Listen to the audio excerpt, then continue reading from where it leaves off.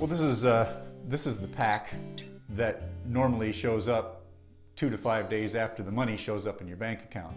And it's generally 20 to 25 pages long. What you'll rapidly see is there are diagrams in there. Some of them are hand-drawn. There are some graphs and charts.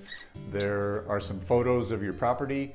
And these all come from a visit that the EQC's assessing personnel did to your site. They've gone back to the office. They've worked through a spreadsheet and a bunch of calculations to come up with a dollar value that it's going to take to repair your land and your retaining walls. And it starts out basically on the front page with an explanation of how much money they put in your bank account. And then it goes into a lot more detail. There's one particular page, this one, that really gets into a bit more detail of how they came up with the market value of the repair.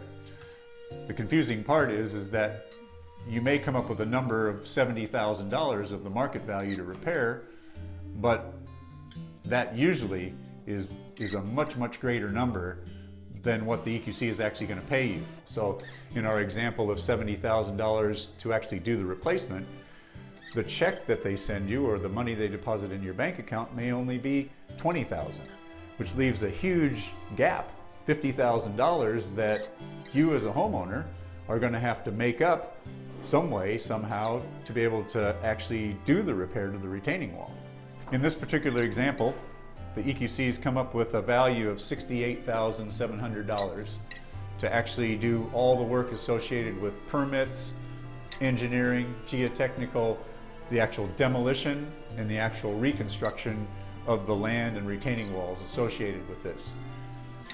After they get done giving you the depreciation value and taking off your excess that you're owing them, in this particular case, they've come up with a number of $19,800 is the actual cash settlement they're going to give you. So the difference between the roughly $69,000 of actual cost to replace the retaining walls and the $19,000 they paid you has got to come from somewhere. What we're here to try and do is help you close that gap between the $69,000 that EQC has come up with and the $19,000 they've actually paid you.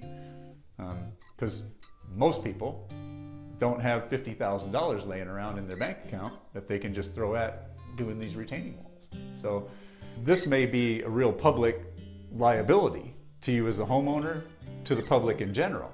If you're, for example, on a very steep hillside, and in the future we get a big rainstorm that washes away this retaining wall, if you haven't done the repairs, you could be liable for the damage that soil and that retaining wall does when it takes out someone else's property down the hill. We've looked at this. We feel like there's a need out there, and there's going to be a lot of people that are going to be very confused about this data that they get from this document and where do we go from here. And so we're a firm that's looking to try to help clients figure out what the EQC has done, and once we can figure it out, then we can help advocate back to EQC to try and get the proper repair and the proper amount of money for the client. And ultimately what we're interested in is doing the actual repair for the client.